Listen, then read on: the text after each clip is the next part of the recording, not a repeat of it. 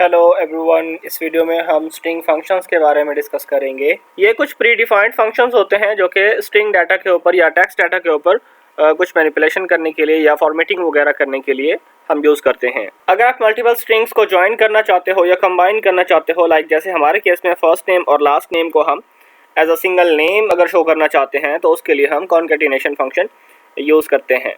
इसका syntax code हम check कर लेते हैं। कॉन्कैट का फंक्शन यूज़ करें, लाइक सेलेक्ट कॉनकैट, और आगे हमने कॉलम्स के नेम देने हैं जो हम कंबाइन करना चाहते हैं। तो हम कंबाइन करना चाहते हैं कस्टमर का फर्स्ट नेम और कॉमा, उसके बाद हम चाहते हैं कि स्पेस हो और फिर कॉमा हमारा last name, customer last name. इससे होगा क्या कि ये दोनों कॉलम जो हैं फर्स्ट नेम और लास्ट नेम कंबाइन होंगे और दरमियान में एक स्पेस आएगी। गो पे क्लिक करने से आपके पास इस तरह से रिजल्ट अपीयर होगा। और ये जो कॉलम का नेम है वो देख रहे हैं कि ये डिस्टर्ब हो गया है। तो हमने लास्ट क्लास में जो पढ़ा था concat first name last name as, और हम इसको कर देंगे एज अ नेम। ओके जी, तो हमारे पास ये जो कॉलम का नेम है वो एज अ नेम आ गया। साथ में आपको आईडी भी चाहिए, like select ID customer ID, और उसके बाद कस्टमर नेम है एज अ नेम, और उसके बाद कॉमा कस्टमर का एड्रेस है। तो इस तरह से भी आप शो कर सकते हैं। आपने एक जो कॉलम था कस्टमर आईडी का वो सेम वैसे ही यूज़ किया, नेम के साथ आपने दोनों को कंबाइन कर दिया, और कस्टमर का एड्रेस जो है वो आपके पास वैसे ही रहा है। साथ में आपने मिस्टर ऐड करना है नेम के साथ, तो उसके लिए भी कॉनकैट यूज़ होगा। यहाँ पे कॉमा पुट करें और सिंगल कोट के अंदर मिस्टर आप लिख दें, मिस्टर और उसके बाद स्पेस। तो मिस्टर होगा, फिर फर्स्ट नेम होगा, फिर उसके बाद स्पेस, और फिर last name as a name होगा। कस्टमर आईडी एज आईडी में कर देता हूँ, एज आईडी, और सिमिलरली कस्टमर का जो एड्रेस है वो मैं एज अ एड्रेस कर देता हूँ। यहाँ पे कस्टमर एड्रेस एज और एड्रेस, ताकि सभी कॉलम के नेम जो है वो हम मॉडिफाई कर लें अपने हिसाब से। तो अभी के लिए हमारे पास आईडी आई है ये, और नेम के साथ हर नेम के साथ मिस्टर लगा हुआ है, और एड्रेस में सबका एड्रेस आ रहा है। तो कॉन्कैटिनेशन फंक्शन से हम क्या करते हैं, हम मल्टीपल स्ट्रिंग्स को, मल्टीपल कॉलम्स को ज्वाइन करते हैं। डाटा को अपर केस या लोअर केस में शो करने के लिए हम अपर एंड लोअर का फंक्शन यूज़ करते हैं। इसी क्यूरी को ही मैं मॉडिफाई कर लेता हूँ, like select customer ID as customer ID concatenation, फिर हमने की नेम की, और उसके बाद हमने एड्रेस लिया और फ्रॉम कस्टमर। ओके जी, ये हमारे पास क्यूरी है। कस्टमर आईडी को अपर करने का कोई फ़ायदा नहीं है क्योंकि वो न्यूमेरिकल वैल्यू है। कस्टमर नेम जो है वो मैं अपर कर देता हूँ, अपर, और अपर वाली ब्रैकेट यहाँ से स्टार्ट होगी और ब्रैकेट यहाँ पे एंड होगी। तो कस्टमर नेम जो है वो अपर केस में आएगा। सिमिलरली जो कस्टमर का एड्रेस है वो भी हम अपर केस में ही शो करेंगे। तो आप लोअर में भी कर सकते हो और अपर में भी कर सकते हो, ठीक है जी। तो कस्टमर एड्रेस जो है वो आपके पास अपर केस में कन्वर्ट होके एज अ एड्रेस शो होगा, और ये जो स्ट्रिंग थी फर्स्ट नेम और लास्ट नेम ये क्या होगी, कॉन्कैटिनेशन होके और फिर अपर केस में शो होगी, और एज अ नेम ये आपके पास विजिबल होगी। तो ये ब्रैकेट जो है वो यहाँ पे लगेगी, और यहाँ से मैं इसको काट रहा हूँ।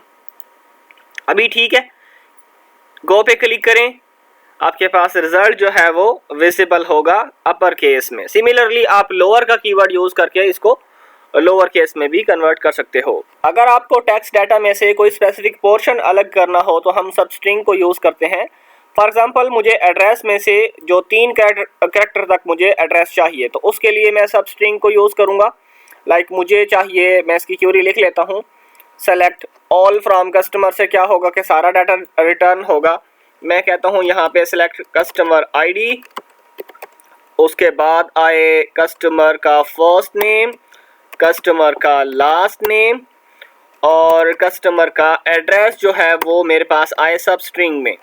तो उसके लिए मैं यूज़ करूँगा सब स्ट्रिंग, और सब स्ट्रिंग में हमारे पास कस्टमर का एड्रेस है, और स्टार्टिंग कहाँ से होगी, 1 से लेके और 3 तक। तो 1 से लेके 3 तक एड्रेस जो है BHA आएगा, इसमें SAR आएगा, KOT आएगा। तो इस तरह से ये रिज़ल्ट आएगा। गो पे क्लिक करें, तो आपके पास जो डाटा है यहाँ पे आप देख सकते हैं, इसको फिर आप अपर केस में या लोअर केस में जैसे मर्जी आप इसको चेंज कर सकते हो। अगर आपको कोई वैल्यू टेम्परेरी तौर पे रिप्लेस करनी है तो उसके लिए रिप्लेस का फंक्शन हम यूज़ करते हैं। लाइक मुझे जहाँ जहाँ पे कोटला जाम है उसको रिप्लेस करके बखर करना है, तो उसके लिए हम यूज़ करेंगे रिप्लेस का फंक्शन, सेलेक्ट रिप्लेस, और रिप्लेस में आपने वो पहले कॉलम का नेम देना है। कस्टमर एड्रेस को हम रिप्लेस करेंगे क्या क्या चीज़ें, यहाँ पे ओल्ड स्ट्रिंग होगी आपकी और यहाँ पे आपकी न्यू स्ट्रिंग होगी। तो न्यू में हम लिखते हैं बखर और ओल्ड स्ट्रिंग हमारे पास है कोटला जाम। अब ये टेम्परेरी तौर पे रिप्लेस होगा, लाइक जब तक आपने क्यूरी रन की वैसे ही ये रिप्लेस होगा। जैसे आप इसको रिफ़्रेश करोगे टेबल को तो ओरिजिनल वैल्यूज़ रिस्टोर हो जाएंगी। अगर आपको परमानेंटली ये वैल्यूज़ अपडेट करनी है तो फिर अपडेट की क्यूरी जो हम लास्ट वीडियो में कवर कर चुके हैं वो आप एग्जीक्यूट करोगे। तो जस्ट मैं एड्रेस को ही शो कराऊंगा और जो जहाँ जहाँ पे कोटला जाम होगा वो रिप्लेस होके बखर के साथ चेंज हो जाएगा, रिप्लेस हो जाएगा। ब्रैकेट क्लोज करें और गो पे क्लिक करें।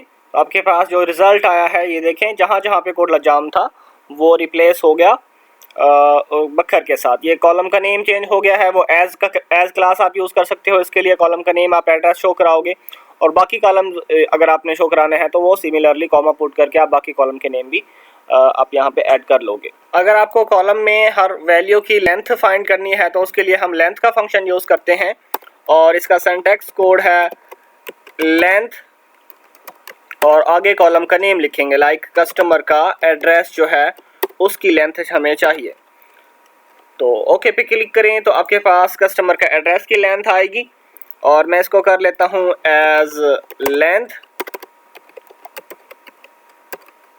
और साथ में मैं कस्टमर का एड्रेस भी शो करा लेता हूँ, कस्टमर एड्रेस।